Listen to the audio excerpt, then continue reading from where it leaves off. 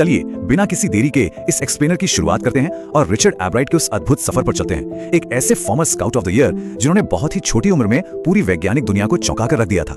ये कहानी सिर्फ साइंस की नहीं है, बल्कि उस असीम जिज्ञासा की है जो किसी भी इंसान को महान बना सकती है।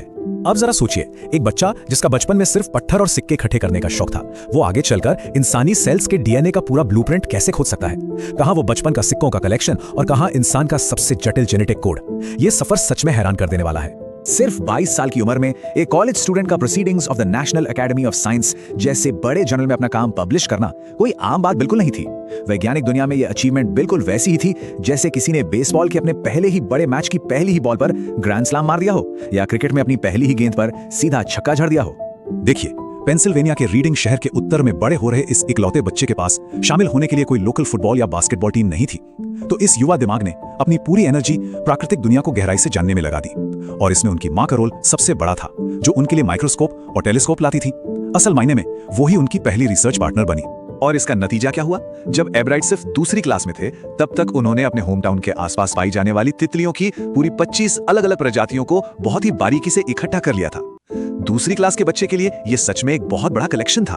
The travels of monarch x नाम की किताब पढ़ने के बाद और एक कैनेडियन प्रोफेसर के आह्वान पर यहीं से शुरू हुआ मोनार्क बटरफ्लाई टैगिंग का एक बेहद दिलचस्प और जटिल प्रयोग। ये कोई साधारण शौक नहीं था, बल्कि तितलियों के माइग्रेशन को ट्रैक करने का एक बहुत ही सटीक स्टेप बाय स्टेप प्रोसेस था। फीमेल मोनार्क को पकड़ना, उसके अंडे लेना, उन्हें बेसमेंट में पालना और फिर उनके पंखों पर टैग लगाकर छोड़ देना। कई सालों तक तो एब्राइट परिवार का बेसमेंट कोई आम बेसमेंट रहा ही नहीं। वो एक बहुत बड़ी नर्सरी में बदल गया था, जहां विकास के अलग अलग चरणों पे हजारों मोनार्क तितलियां एक साथ पल रही थीं। एक तरह से वो घर के अंदर ही एक पूरी बायोलॉजिकल लैब बन चुका था। लेकिन कहानी में एक बड़ा ट्विस्ट है।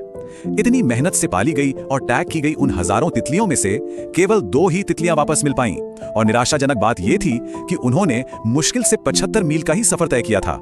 यह काफी फ्रस्ट्रेटिंग था। Section 9, learning through failure, the 7th grade science fair turning point. चलिए उस अहम मोड़ पर चलते हैं जहां एक अप्रत्याशित हार ने विज्ञान के मायने ही बदल दिए।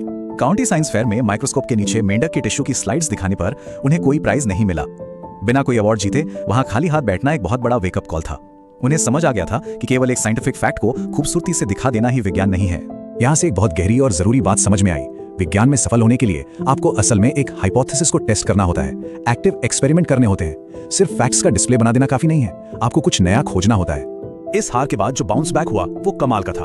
अगले साल एक नए एक्सपेरिमेंट में मिमिक्री यानी नकल करने की थ्योरी को टेस्ट किया गया। यह पता लगाया गया कि स्टार्लिंग नाम का पक्षी खराब स्वाद वाली मोनार्क को खाता है या वाइसराय तितलियों को, जो बचने के लिए मोनार्क जैसी दिखने की नकल करती हैं। इस शानदार रिसर्च ने जूलॉजी में फर्स्ट प्राइज हासिल किया। The golden spots hormone, demystifying the monarch pupa. अब कहानी पहुंचती है 10वीं क्लास में, जहां एक छोटे से कॉस्मेटिक डिटेल ने आगे चल के सब कुछ बदल दिया।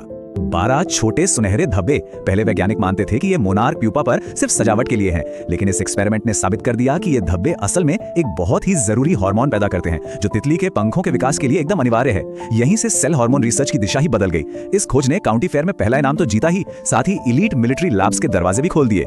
इस टाइमलाइन पर नजर डालिए। हम साफ देख सकते हैं कि कैसे तितली के एक सेल हार्मोन पर किए गए डीप फोकस ने एक हाई स्कूल के शौक को सीधे एडवांस्ड कॉलेज लैबोरेटरी रिसर्च में बदल दिया। यह सफर दिखाता है कि कैसे एक छोटी सी खोज आपको हार्वर्ड यूनिवर्सिटी तक ले जा सकती है।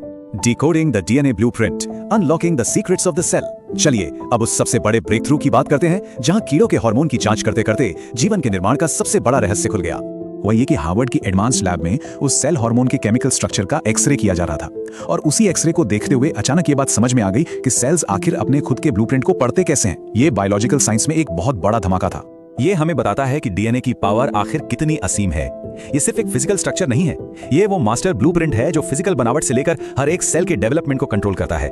पीढ़ियों तक जेनेटिक जानकारी पहुंचाने वाले इस रहस्य को समझने से सोचिए, कैंसर जैसी जानलेवा बीमारियों को भी रोका जा सकता है।